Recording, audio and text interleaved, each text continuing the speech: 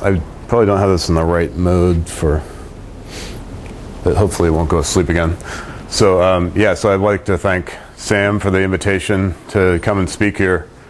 And so I'll be talking about the virtual Haken conjecture. Can everyone hear me okay? Or is this microphone on? Okay. So the first lecture will be sort of an overview about the virtual Haken conjecture and some related conjectures and questions in three-manifold topology, and fitting that in with some other kind of mathematics, namely geometric group theory, and reformulating the virtual Haken conjecture in terms of a question in geometric group theory. And I'll talk about the virtual fibering conjecture in the next lecture tomorrow, which is a three-manifold question, and I'll develop some of the theory of sutured manifolds to discuss that problem. And then the third lecture, I'll talk about my recent work on the virtual Haken conjecture. So let's see. No, this works, but cursor needs to click there. Yeah. It was. Oh, I see. I moved the cursor. Thanks.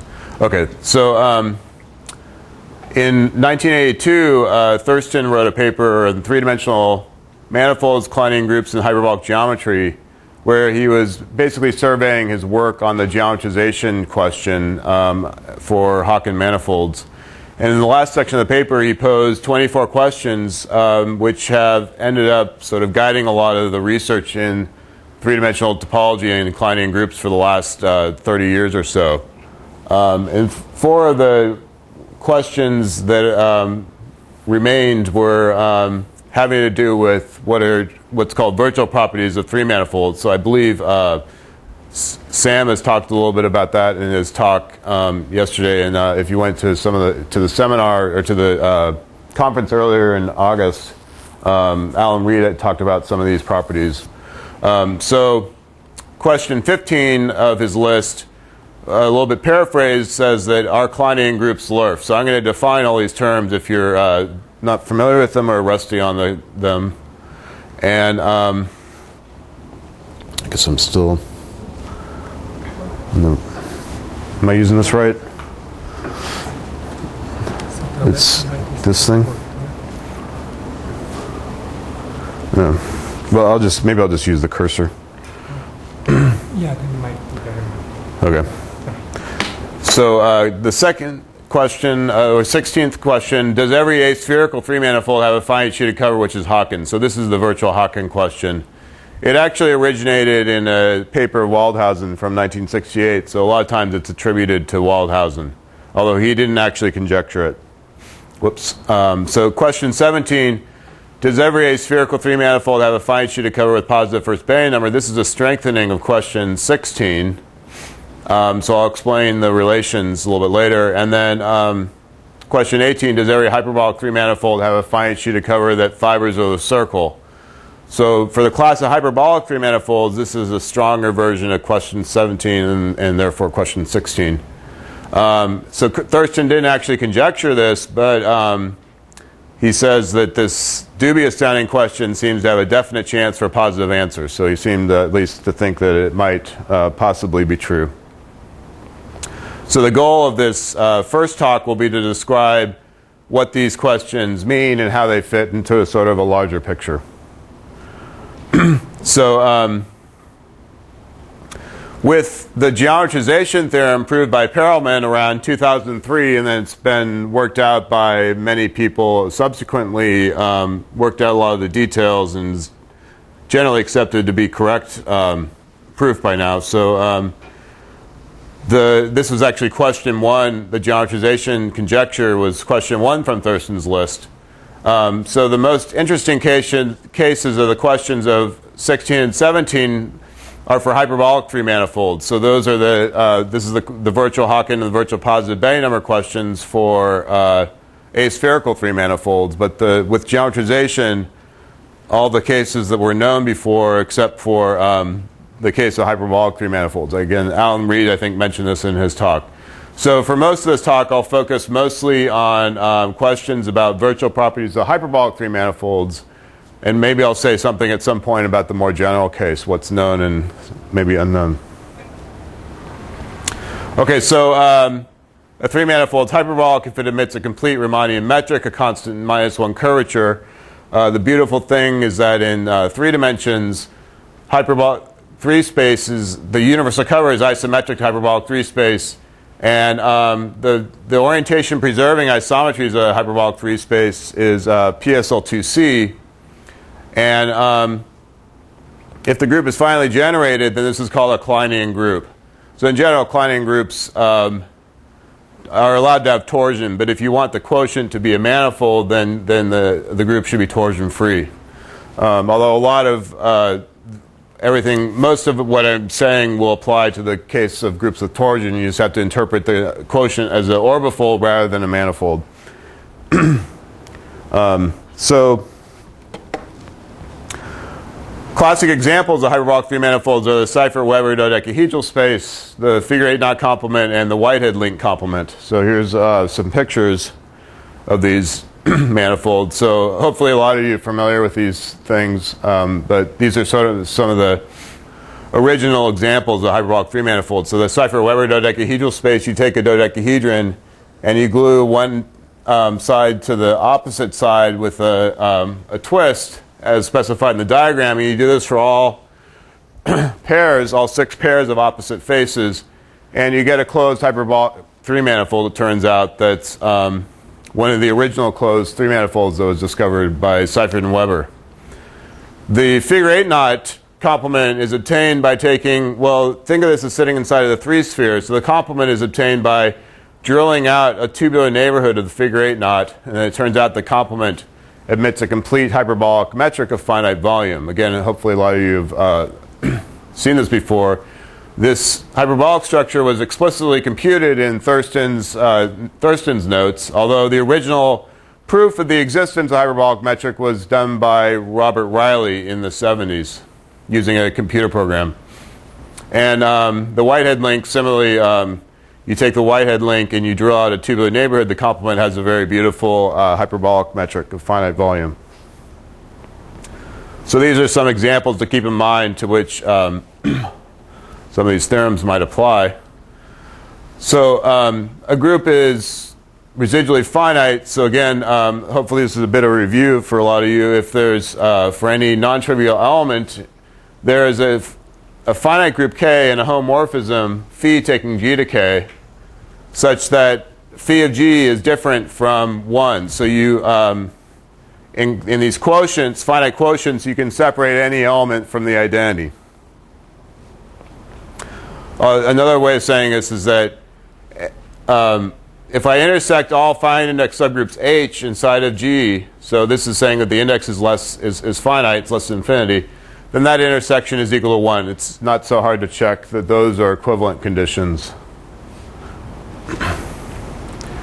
And examples, classical examples include finally generated linear groups due to Malchev, three manifold groups. This was proven by Hempel for a three manifold satisfying the geometrization conjecture. So together with the geometrization, that implies three manifold groups. And here I'm referring to compact three manifolds. They're residually finite, and then mapping class groups of surfaces. So sort of roughly what's true is that if you have a group that's residually finite, then the automorphisms of it are also residually finite, which is in some sense responsible for most of these results. Well, a generalization of residual finiteness is called locally extended residual finiteness. This is a concept, again, Alan Reed covered this in his talk, but I'll mention it again.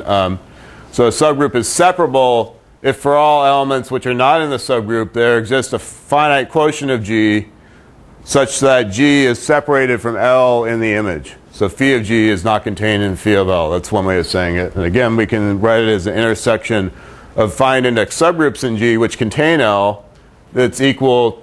That intersection is equal to L. So any element that's not contained in L will be outside of one of these H's for some H. And so another interpretation of residual finiteness is that the identity is a separable subgroup of G. So there's a slightly weaker notion, so I call weak separability. So subgroup L in G is weakly separable if for all elements G not in L, there's a finite a quotient, I should say. There's a homomorphism from G to K such that the image of L is finite inside of K, and phi of G is not contained in phi of L. But in this case, K need not be finite. So if we required K to be finite, we would just get the same as saying that L is separable. But I say it's weakly separable if it has this other sort of condition. So it's kind of a strange condition to think about, but it turns out to crop up sort of naturally. And so this definition will come into the third talk, second talk tomorrow. But I'm mentioning it now just in terms of comparison. Okay, so I've defined now LERF, and that was the first question of Thurston in question 15. So, oh, sorry, I haven't quite defined LERF. I defined separability. So a group is LERF if finally generated subgroups of G are separable. So LERF stands for local extended residually finite. So local meaning finitely generated. And the reason, so you could also just talk about extended residual finiteness, ERF. Unfortunately, that's usually too powerful a condition because that says that every subgroup is separable. And most groups that will be interested won't have that property. So like a free group is not extended residually finite because it has a homomorphism to a simple group of infinite simple group, and the kernel of that can't possibly be separable, for example. So that's why we restrict to finitely generated subgroups. So previous well-known examples of LERF groups included Z to the N. Free groups was proved by Hall, and surface groups by Scott. Myself, Long, and Reed proved that the Bianchi groups are LERF, and certain other arithmetic subgroups of PSL2C, such as the Cipher-Weber dodecahedral space fundamental group. And three-dimensional hyperbolic reflection groups they were proved to be LERF by Hagelin and Wise. And there's also examples of three-manifold groups which are not LERF, which are certain graph manifold groups. So they're not hyperbolic. They're in particular not Kleinian groups. The original examples were due to Burns, Karras, and Solitar. For example, the fundamental group of the complement of this famous link is not LERF. This is due to Niblo and Wise. So this is a graph manifold. The fundamental group of the complement of this is a graph manifold group. And it contains something that is related to this Burns, Karras, Solitar example and is therefore is not LERF. So actually, if you remove one of these rings, then this 4-chain Olympic rings, if you get rid of one of them, then that's sort of responsible for all the known examples of three-manifold groups that are not LERF. Yep. Let me get rid of that. Sorry. Oh, there we go. So who cares about this LERF condition? It was introduced by group theorists, and what it allows you to do is it allows you to lift pi1 injective immersions to embeddings to finite sheeted coverings. This is due to Scott. So I'll just sort of give a schematic picture. Oh, sorry, that's kind of faint. Oh, well, so if we have a three-manifold and a surface that's immersed inside of it, then and it's pi1 injective, then there's a covering space whose fundamental group is equal to that surface group, and we can assume that surface lifts to an embedding in that covering space. That's not so hard to prove using the loop theorem. And what LERF, so if the fundamental group of this three-manifold is LERF, then it allows you to find an intermediate cover that is finite sheeted cover that the surface cover factors through, and so that the surface lifts to an embedding in this finite sheeted covering space.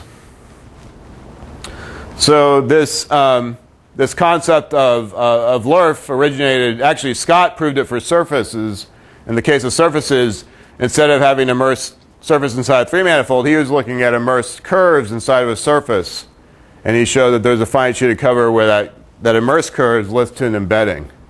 So this kind of lifting to an embedding in a finite sheeted covering space turns out to be useful for various sorts of topological arguments, which is why Scott was interested in that. So now I'll talk about the virtual Haken question. So this is question 16. So a manifold's aspherical if all its higher homotopy groups vanish. So it's a k pi 1. And it's Haken if it's aspherical and contains an embedded pi 1 injective surface. Okay, so again, I think Alan Reed talked about this in his talk if you were there. Examples of Haken three manifolds are knot complements or link complements like the Whitehead link and the figure 8 knot complement. There you're actually working with surfaces with boundary, but that's acceptable in this context. And the Cipher-Weber dodecahedral space is a non-Haken manifold. That was actually proven fairly recently by Burton, Rubinstein, and Tillman.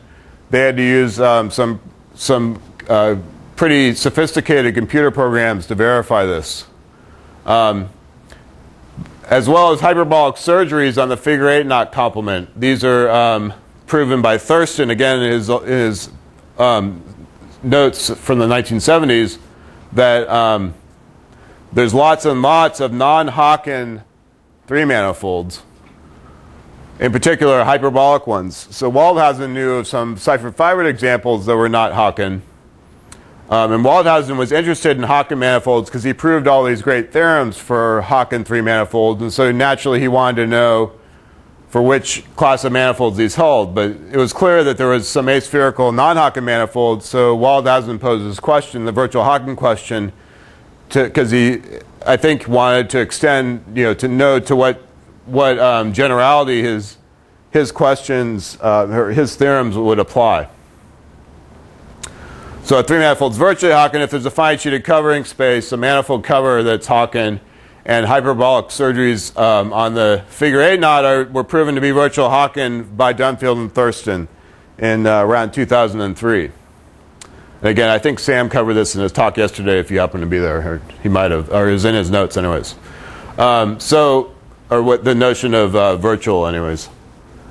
A three manifold contains an essential surface. If there's a map from the fundamental group of a genus G surface, I'm going to call that Fg to M, or sorry, Fg is the surface of genus G, maps to M, which is pi 1 injective. But it might not be an embedding. So if you're virtually Haken, then you have to contain an essential surface, because if there's a finite sheeted covering space that has an embedded surface, then that projects downstairs to a pi 1 injective surface. So an example of a non-embedded surface that's essential might just be an embedded surface, but you take a finite sheeted covering space of it, and it's no longer, that finite sheeted covering space might not embed downstairs. So that's an example of an essential surface.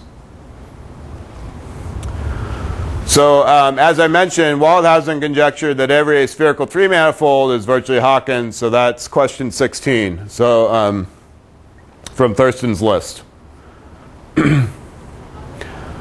So now I'll talk about question 18. I'll come back to question 17 a bit.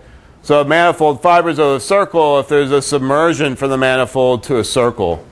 So that means that the preimage, so there's a map from the manifold to the circle such that the preimage of any point is a codimension 1 submanifold, which is a surface, say, which is called a fiber. Let's say it's a closed manifold, so it's a closed surface of genus G. And saying it's a submersion just means there's no critical points to that map. The map of the tangent space is onto it every point. So that means that the preimage of a point is a submanifold. There's no critical points like you have in a Morse function. Whoops. So if M is three-dimensional and fibers are the circle, then the fiber, it's closed, then the fiber is the surface of genus G, and it's obtained as a mapping torus of a homeomorphism of the surface. So that means that there's a homeomorphism of the surface to itself So you take the surface, you cross it with an interval. I guess that's my next picture. You take the surface and cross it with an interval, and you glue the top and the bottom by this F. So it's a very natural way to construct one higher dimensional manifold out of one lower dimensions by crossing it and gluing. And there's an obvious submersion to a circle. You just map on this coordinate here to a circle, to an interval, and then glue the endpoints together. And that gives you a submersion to a circle. So that's a fibered three-manifold. And it's virtually fibered. Virtual always means that there's a finite index cover that has that property. So that's a virtual fiber means a finite sheet of cover that fibers. So there's known examples of aspherical manifolds that are Seifert fibered spaces and graph three manifolds which are not virtually fibered. Also, if you're virtually fibered, then usually, unless it's virtually a two-sphere cross with a circle, it's going to be an irreducible manifold. Namely, it's going to be aspherical, given the sphere theorem, Papio-Curie-Koplos' sphere theorem. So that's why I'm sticking to this aspherical condition. But there's still aspherical three manifolds which are not Seifert fibered, and graph three manifolds which are not virtually fibered. So if you're not familiar with the notion of graph three manifold, it's one that kind of looks like this Olympic rings, although that manifold is actually virtually fibered. It might actually be fibered itself. I'm not sure. But the graph three manifolds, which are not virtually fibered, were completely classified by Walter Neumann in the 90s. So over the years, there's been a lot of progress on this question of Thurston. Question 18, is every hyperbolic three-manifold virtually fibered? So there's many classes of three-manifolds that were shown to virtually fiber, including two-bridge links. So Genevieve Walsh proved that two-bridge links are virtually fibered. I think she visited here recently, gave a talk. Some monosinus links, which are various classical and certain alternating links. These are sort of classical collections of three manifolds. And here, when I say the links, I actually mean their complements. And of course, then it's a manifold with boundary, and so you have to talk about fibering with a surface with boundary. So in that picture, I showed a closed surface, but you can have the same thing with a surface with a boundary, of course. So there's been work by myself, Boyer Zhang, H.S. Rubinstein, Bergeron, all these people on this question about Thurston's virtual fibering question. Okay, so that's a summary of Thurston's 4 questions having to do about virtual properties. Now I want to talk about a little bit about surfaces in hyperbolic three manifolds. What do they look like geometrically? This is one of Thurston's insights, and this insight came from his resolution of the geometrization conjecture for Haken manifolds. So I'll say here that M is a finite volume hyperbolic three manifold for simplicity. And we have a map from a surface into M, which is an essential immersion of a surface of genus G. Then it turns out there's a dichotomy for the geometric structure of the surface discovered by Thurston and proved by Bonahan in general. So either the surface group is geometrically finite or geometrically infinite. Now that doesn't have any content unless I explain what those mean. But the first case includes what are called quasi-Fuchsian surfaces. And in the geometrically infinite case, what Thurston realized is that the surface is virtually the fiber of a fibering over a finite sheet of cover of M. And the subgroup, if you look at the image of the fundamental group of that surface in the fundamental group of M, that's a separable subgroup. So if you have a three manifold that fibers over the circle, there's a short exact sequence of fundamental groups. So pi 1m maps to Z, the fundamental group of S1, and the kernel of that map is the fundamental group of the fiber. And it's an easy exercise to see then that that subgroup is separable. So if you take the kernel of a quotient to a residually finite group, the kernel of that quotient is then a separable group. That's a easy exercise in the definition of residual finiteness that I gave. And if you're separable in a finite index subgroup of M, then you'll also be separable in M. That's also not so hard to see. Now, there's a tameness theorem due to myself and Caligari and Gabay, plus a covering theorem of Canary, which sort of goes back to ideas of Thurston, that implies a similar dichotomy for finally generated subgroups of M, that either a subgroup's geometrically finite or corresponds to a virtual fiber. So this result is used in proving that certain Kleinian groups are Lerf, which is why I'm mentioning it, since the subgroups corresponding to the virtual fibers are separable. So to prove Lerf, you have to prove that the geometrically finite subgroups are separable. So there's this kind of interesting dichotomy, and separability is proved in a completely different fashion in one context than in the other, which is kind of surprising. So the geometrically finite case, I'm not going to say too much about. Here's a picture of the limit set of a geometrically finite group. It's a surface group. So the limit set turns out to be this circle, but it's a circle which is a quasi-circle. It's of Hausdorff dimension greater than 1. And the group acts on hyperbolic free space, which you can think of as like the upper half space model here. And if I look at the orbit of a point in hyperbolic space, it'll always accumulate somewhere along this limit set, which is why it's called the limit set. And the geometric finiteness has to do with, if you take the convex hull of this limit set inside a hyperbolic space, you'll get some weird-looking convex body. And you mod out by the action of the group. That's a finite volume convex hyperbolic manifold with boundary. So that's what it means to be geometrically finite. The quotient of hyperbolic space by that group is infinite volume, but there's this nice convex core that's finite volume. Whereas it turns out in the case of a virtual fiber, a geometrically infinite group, the limit set turns out to be the whole sphere in infinity, so you can't really draw it. But there's some nice drawings due to Alperin, Dix, and Portide, where they show that actually, if you think about a surface group like the fiber, the figure 8 knot complement, that's a once punctured torus. It turns out that, well, the once punctured torus turns out you can associate a circle of infinity to that. If you think of it as a Fuchsian group acting on the hyperbolic plane, then there's a circle of infinity, and there's an equivariant map from that circle to the boundary of infinity, hyperbolic free space. That's a piano curve. It's a space-filling curve, or it fills the two-sphere. So you can't really draw a picture of that, but you can draw a picture of portions of it where you take this filling curve and you sort of split it into two pieces. And one of the pieces maps to this tile here, and one maps to everything else. And then I can subdivide that interval into two pieces, and I get these two other tiles, and I subdivide each of those intervals, and I get these sort of tiles. And there's this sort of subdivision process that's very much like the way that a piano curve fills a square that you might, or the Hilbert curve that some of you might have seen. Anyway, so there's this nice inductive picture as to what, but it's very fractal-like, of what the limit set of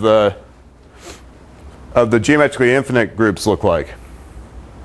So that's just to give you some idea of what these things are.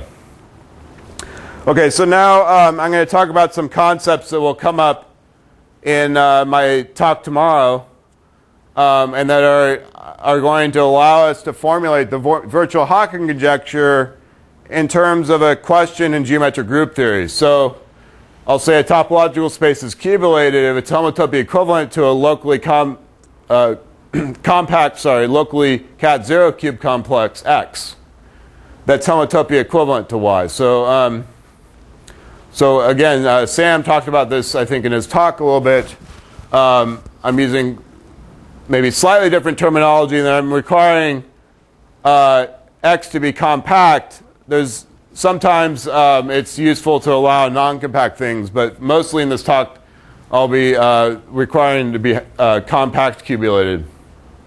So I'm just going to call that cubulated. So I also say that pi 1 of Y is cubulated, and so there's a typo there. And sometimes, you know, as I just said, X is not required to be compact, but for the case of hyperbolic three manifolds, that won't be an issue.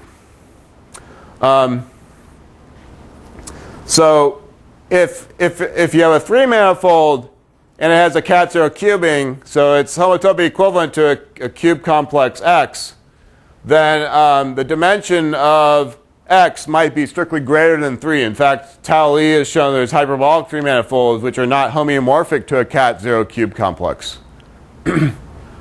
Again, I've skipped over the definitions of cat 0 cube complex and all that because Sam was talking about that in his talk yesterday, so hopefully, does anyone have any questions on that? Or hopefully everyone who was there understands this anyways.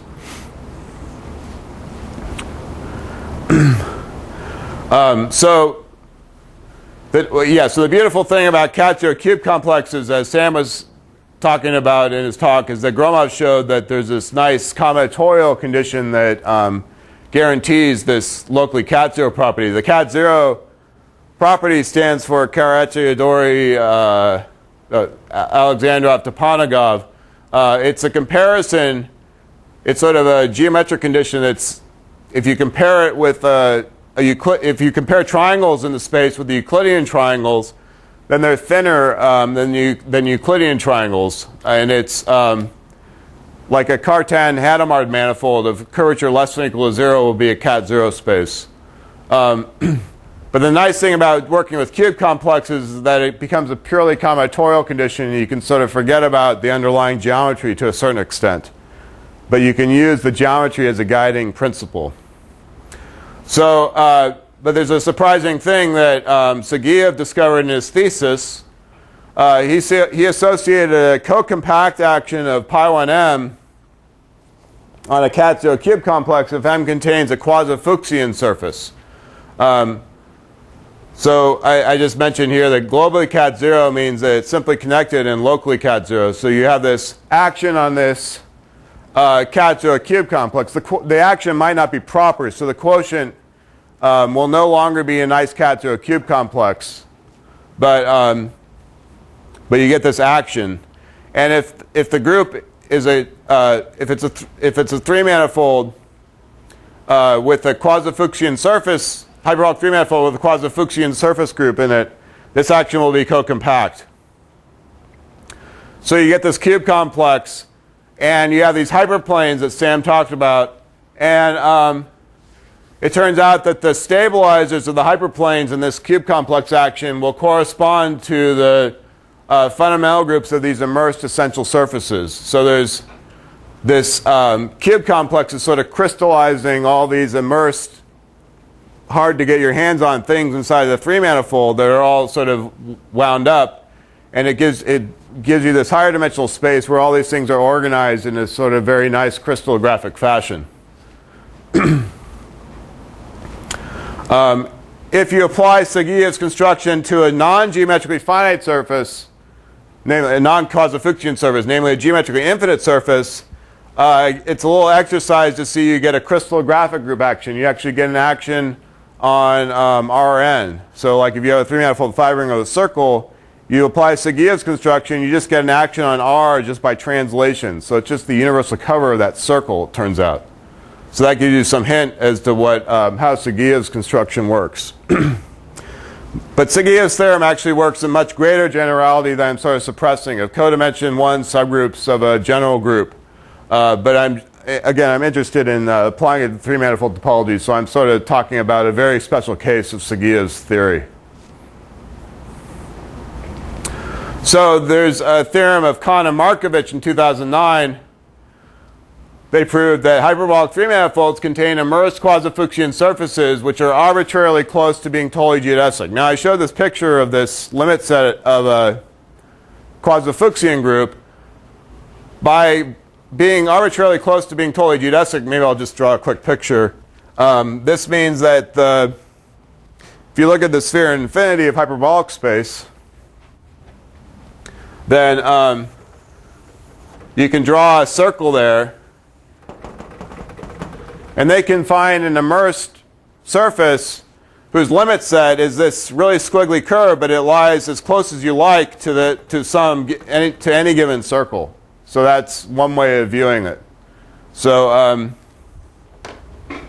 their theorem is proved using some deep dynamical ideas and some very subtle geometric estimates. So they piece together these surfaces very carefully out of pairs of pants that are immersed in the manifold. But it's a very delicate argument, and they just got the Clay Mathematics Prize for this work, and the Aaron Price conjecture just this year. So some previous work on this problem. So this is the essential surface problem for hyperbolic three manifolds. There had been a fair amount of work done on this before.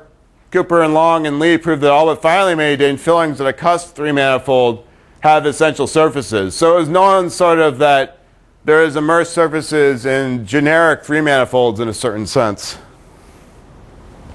And also Masters and Zhang showed that if you have a cusp hyperbolic three manifold, it contains an essential quasi-Fuchsian surface, like the Whitehead link complement. It's a little surprising. It contains this immersed surface whose limit set is a circle and has no parabolic elements in the fundamental group. So there's no sort of accidental, loops that can be homotoped out to the peripheral subgroup, out to the knot. And just before this work, Lacamy showed in 2008 that arithmetic hyperbolic three manifolds contain enclosed essential immersed surfaces using some work of Louis Bowen. So there had been a lot of evidence for this, but Markovich proved this in full generality.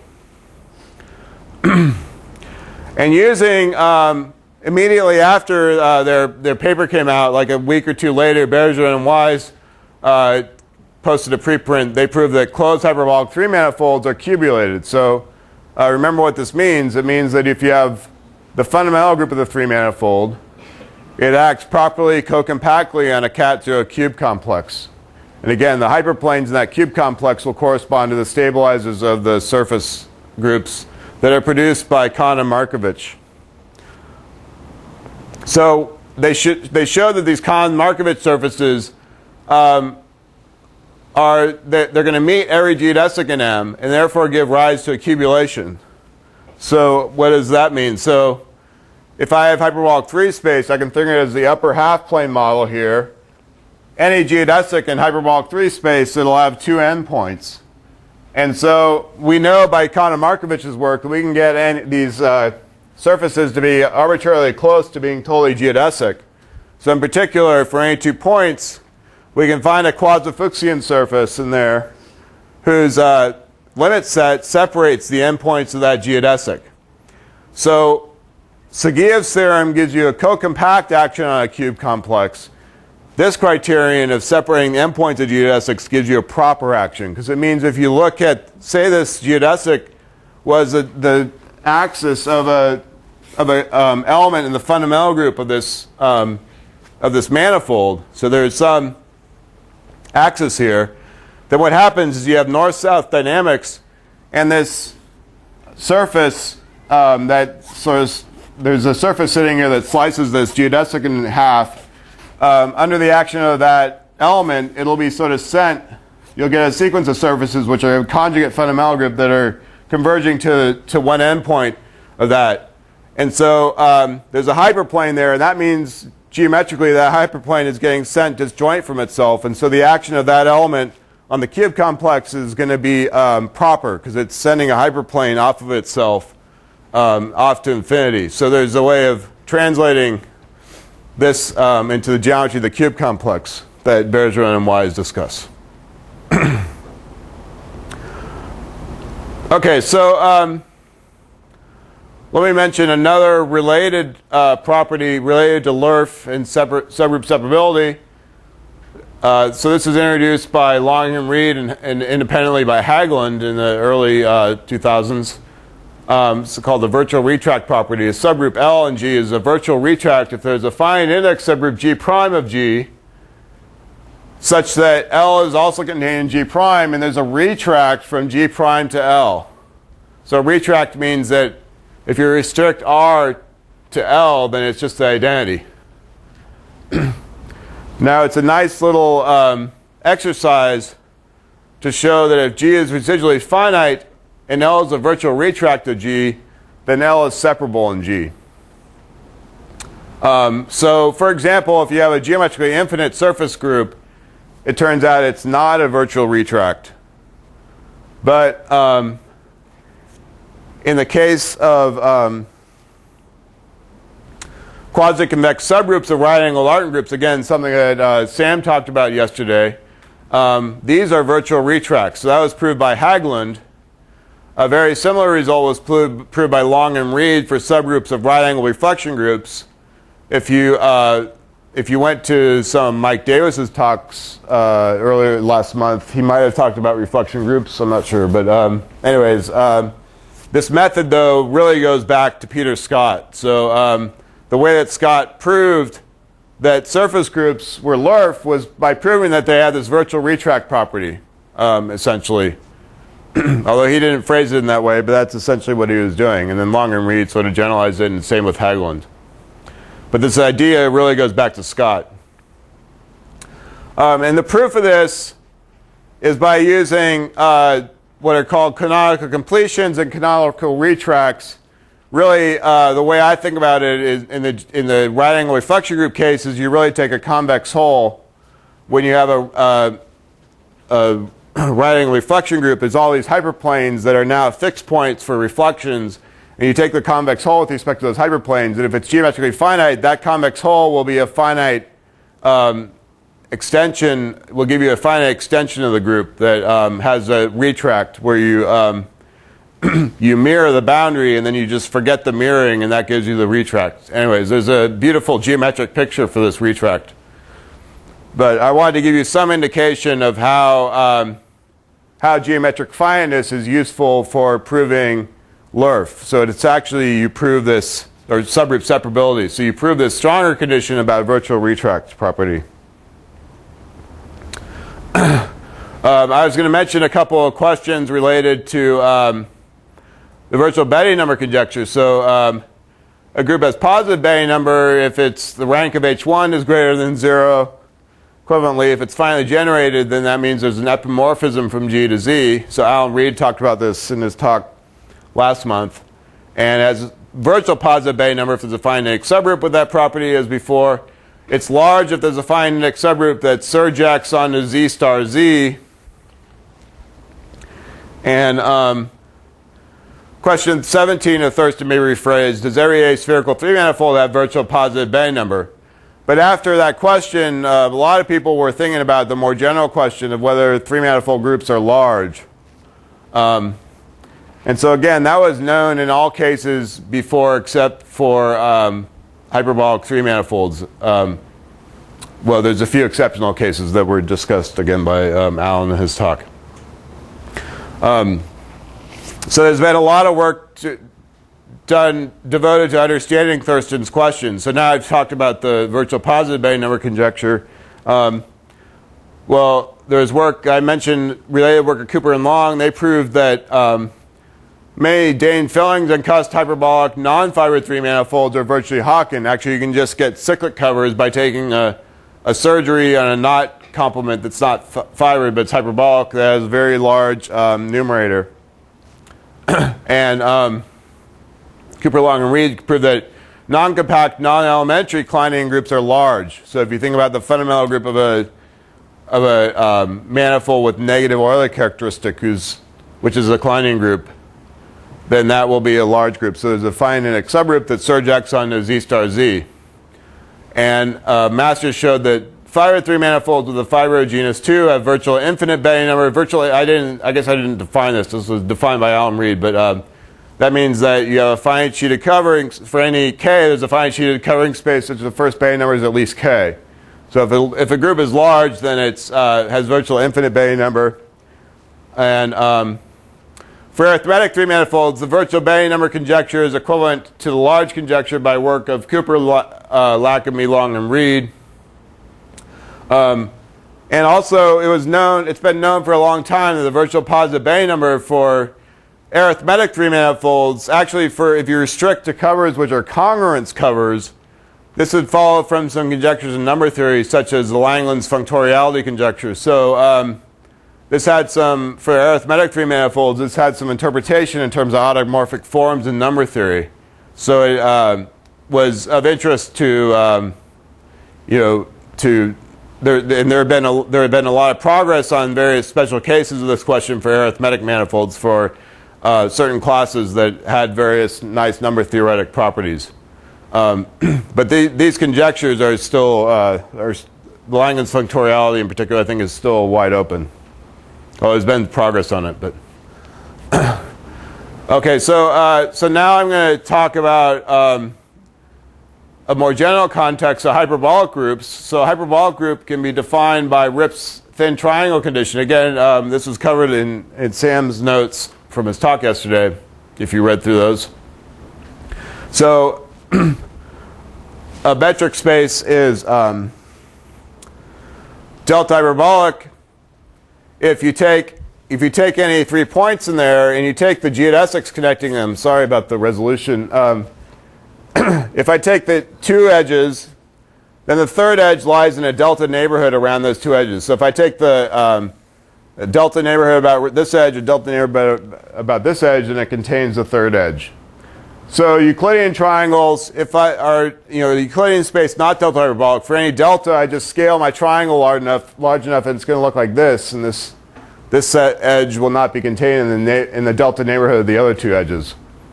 And a tree, thought of as a geometric space, a path metric space, is zero hyperbolic. So if I take a triangle, it'll look like this tripod here. I take the union of two of these edges and it contains the third edge. So this is zero hyperbolic.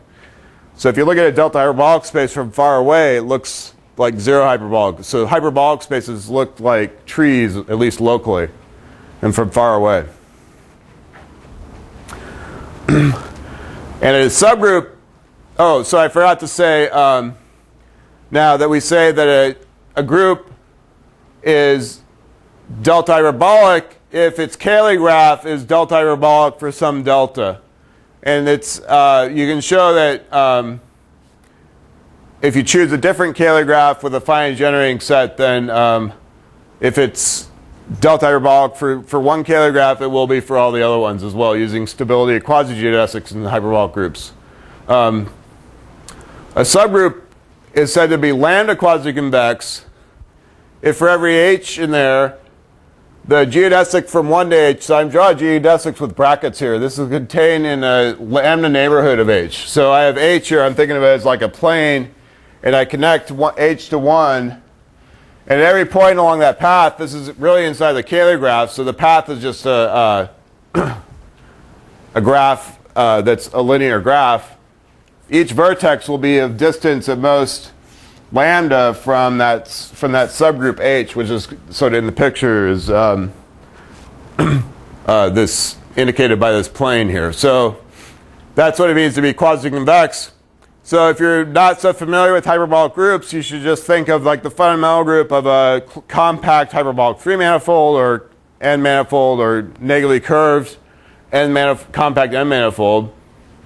And if you're not familiar with the quasi-convex subgroup, then think of like a quasi-Fuchsian surface group in a hyperbolic 3-manifold, or more generally a geometrically finite subgroup, or precisely the quasi-convex subgroup. So there's a sort of translation from this geometric picture into the coarse geometric picture of looking at Cayley graphs and studying their geometry. So so these notions were introduced by Gromov.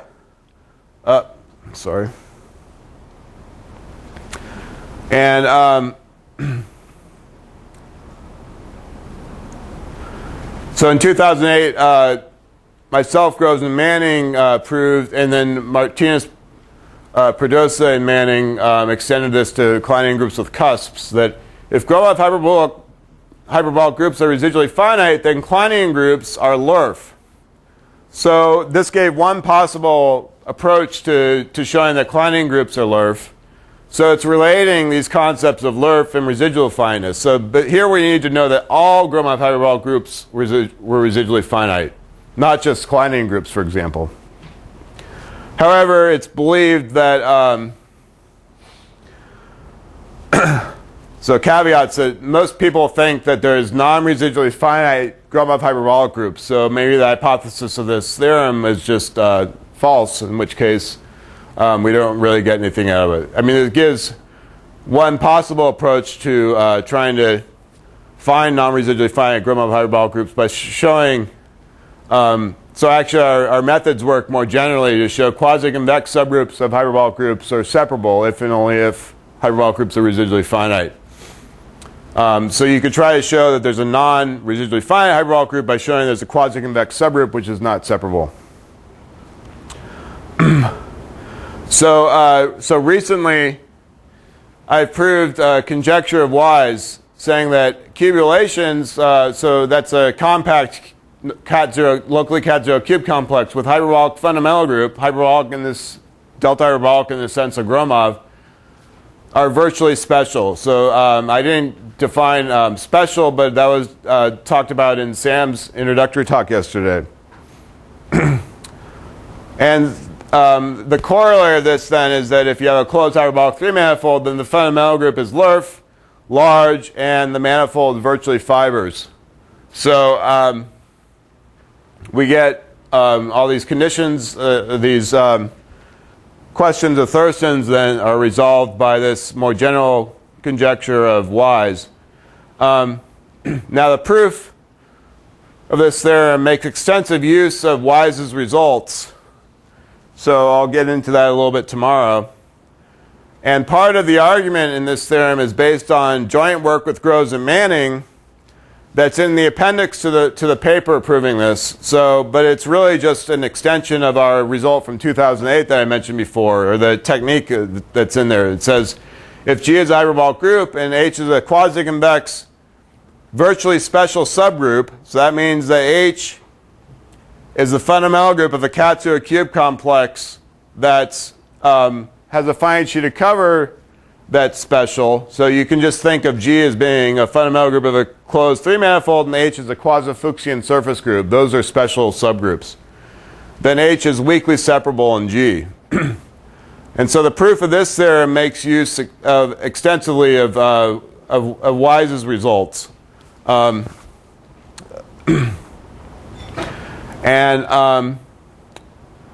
the virtual fibering part of it is, so if M is virtually special cubulated, then M is virtually fibered.